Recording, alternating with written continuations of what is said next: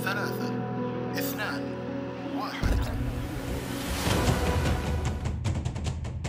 In a year of global pandemic, the UAE spending much of 2020 pulling off a series of once-thought impossible feats.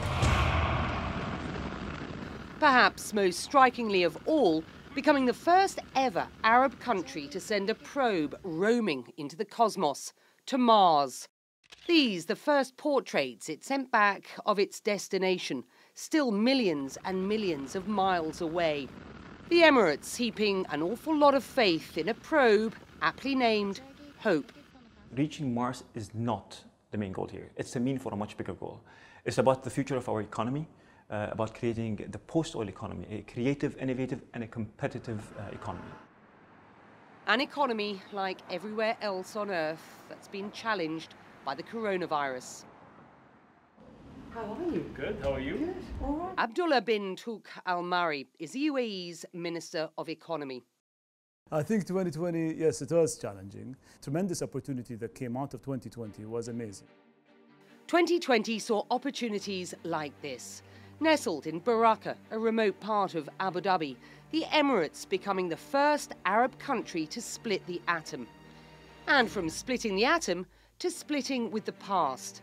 It's been modernising its laws, both socially and commercially.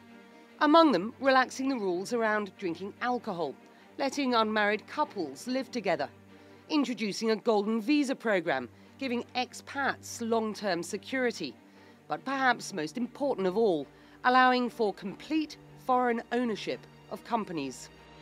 Do you see these as presenting a key competitive edge for the UAE, particularly in this wider Gulf region?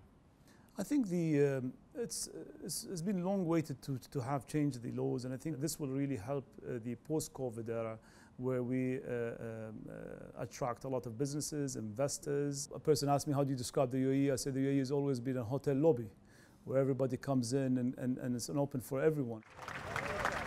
And in 2020, the UAE had one big trading partner up its sleeve that no one expected. In a bold stroke of diplomatic imagination, normalising relations with Israel, the first Arab country to do so in more than 25 years. We are pleased that the United Arab Emirates will be part of the momentum towards stability and the growth of human potential in a new civilized approach that opens wide the doors of opportunity. What does it mean for the economy? And I think I always say what's good for the economy, good for the people, and good for the region. The UAE puts the deals at around 300 to 500 million a year, as I understand it. We have the Israeli minister quoting a figure of some 4 billion when it comes to the trade between the two, and some 15,000 jobs. There's a divergence there. So what is the figure? It is a COVID year. And interaction needs to take its full momentum. There's a lot of delegation going and delegation coming in, and I think it's important to allow that space for business to meet, to interact. And I think we'll find a figure maybe towards the mid of 2021, I think. In what was a roiling year, the Emirates also putting science first when it comes to managing COVID-19. This comes down to a political leadership that is sensitive to the science and that is attuned to the risks. After recording its first case in late January, by the end of March, a small army of drones in the UAE were out cleaning the streets. And it wasn't just about a sanitisation drive. Early on, the Emirates rolling out testing centres across the entire country. It now has one of the highest per capita testing rates anywhere in the world. The approach, though, wasn't all about spreadsheets. To the people of UAE, the leadership, Mohammed bin Zayed, my dear brother, thank you for the kindness of your heart to help people and save lives. The UAE sent shipments of COVID relief to everywhere, from Italy to Iran, Kazakhstan, Colombia and more, helping what it says is more than 1 million frontline heroes around the world. Good afternoon, very well. The ultimate help, of course, will be a vaccine. And the UAE has been a big player in the vaccine space, hosting a massive trial for China's state-owned Sinopharm. It was for the first time Abu Dhabi took a role in regard to the clinical trials. And right now we are continuing that work. It's really important for Abu Dhabi, and it shows an example of how Abu Dhabi is leading in providing solution, capabilities, and capacity to help the world get through this global pandemic. 2/3 of the world's human footprint within a 4-hour flight of Abu Dhabi. And that geography really counts, as Abu Dhabi puts together what it calls the HOPE Consortium. It represents a complete supply chain solution to address vaccine transport, demand planning, sourcing, training, and digital technology infrastructure. That'll see the Emirates using its footprint to get hundreds of millions, perhaps billions of doses of the vaccines around the world. An enormous logistical puzzle as we press ahead into the new year.